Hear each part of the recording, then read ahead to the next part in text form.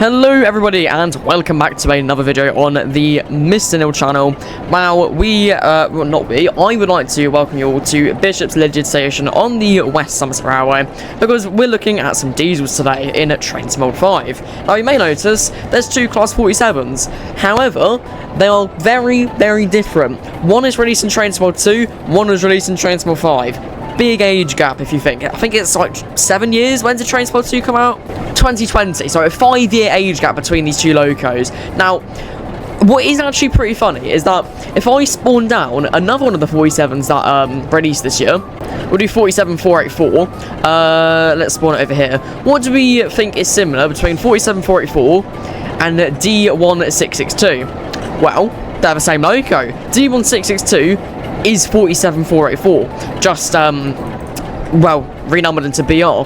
Now, I believe Isambard Kingdom Brunel is in fact in D1662, but in the number D1662 as of 2018, but it could be different. I mean, there is an image right up there. We can see it's missing a nameplate, crashed, it looks horrendous, but you can just make out 662. And the next loco is this one of my favourite Class 47s. I really think it should have been preserved. This is 47644. The Permanent Way Institution has a lovely nameplate. So this is the Just Trains variant. I think this one's Dovetail Games. I could be wrong, but I think this is Dovetail Games, unless it's a Just Trains old version. But I'm fairly certain it's Dovetail Games, because the Northern Trans Pennine route also comes with this 47, just in a older variant. And we can obviously, it has the lovely dog. I keep on forgetting the name of it. I do know what it is, but I keep on forgetting it. I know it starts with SH. I can't remember the rest of it though.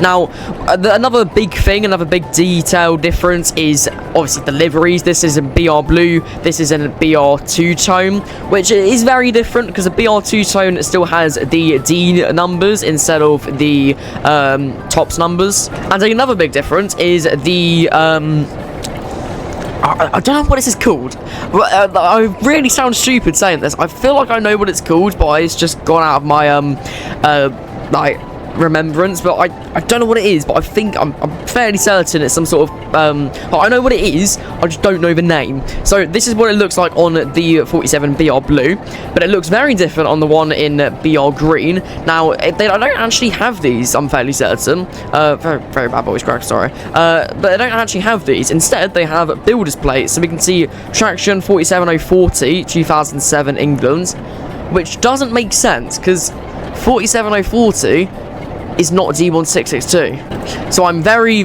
confused because 47040 is a completely different one. And it has another different plate at the back. This is a British Railways crew built, so this is 1955.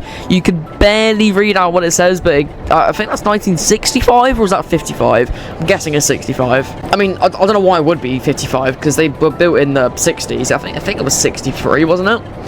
Yeah. And another big difference, sorry, another one, is that this is the head code. We have head code letter scrollers. On this one, we have I think this is one, I think it's like an X head code where they have the head code box, but it was hollowed out to be with lights. I could be wrong though. Now, really, the only similarity about this is the shape. In fact, not even the shape looks different. This, for some reason, this looks like a Class 53 at the front. It kind of does. It looks like a really Class 47 looking Class 53, but it's a 47. And this one, obviously it has snow plows. Now I think you can hear the very big difference. It's the sound. The sound is very different, especially the horns. I can't really do a clag test on both of these because this one doesn't really have a clag test, but I will do it. So at the moment, let's do a test of the horns. Let me know what you think of them. Which one's better? I personally think it's a 644's horn. Now for Isambard's.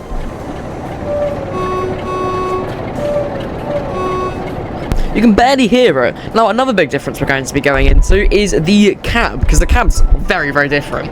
So we can see this cab, it's very bright, it's very, it's very bright. We have a grey dash panel or dashboard. What do you call this, a dashboard? I wouldn't personally, I'd call it instruments, obviously. And we can see it's a very white interior, barely any scratches. We have another box over here with a with GSMR. which I'm not quite sure why you need an entire pillar for GSMR. Could it have just been on that side? Yes, but then again, obviously you need the driver to use it. And we can see it has the pedal over here. I'm not quite sure what this is. If anybody could tell me in the comments down below, that'd be very nice. I mean, I'm not sure why I would know what it is. I've not really driven a 47 before, and it's really only just come clear to me what this is, because I've actually not seen it on that 47. Speaking of, let's go to that cab. So you can see it's actually very more grimy. It's more of a blue colour instead of a grey. Obviously the roof and back is also white. However, the instrument panel is also in this blue. We have no pillar for the GSMR, so I'm actually not quite sure where the GSMR is. I mean, then again, I'm fairly certain the Blackpool branches and Preston to Carlisle are in the 80s, so I don't think they would have existed. I do just want to try something though. Does 47-484 have GSMR? I mean, it should do, because it's run rail tours on the East Coast Main Line. Does this one have GSMR? No. Where? Hang on. Wait. Where's the GSMR on Isambard's? It's not on the other cab, is it? I mean, it shouldn't be in the other cab. It should be in both cabs. That is so weird. Where's the GSMR on Isambard's? That is really... I've no clue. No. Interesting. So is that inaccurate? Because, yeah, but that is really weird how they don't have GSMR on the 47-484. But, I mean, maybe that's just an issue. Maybe they forgot about it, but...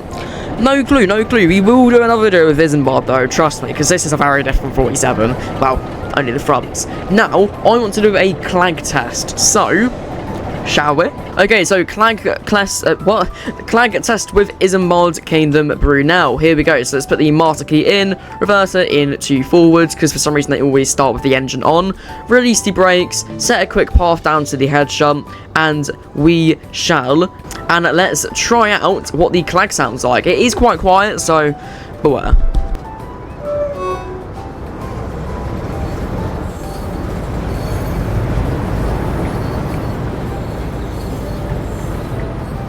So there we go. I mean, it's not really that much clag. You know, it's very fast accelerator. That doesn't really make sense in my opinion. I don't think it should accelerate that fast. It's actually pretty scary that it does. So let's bring it to a stop over here. And now let's try it with the permanent way institution. Okay, so let's hop into permanent way institution. Now this one, I can reassure you, because you can obviously hear the idle of it. It's a very loud clag. So it's also very visible. Here we go.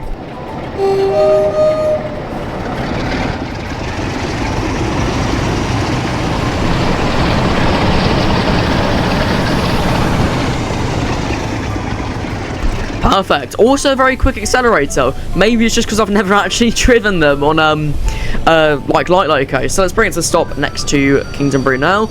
A bit late of stopping. I will say brakes are a bit worse than I thought.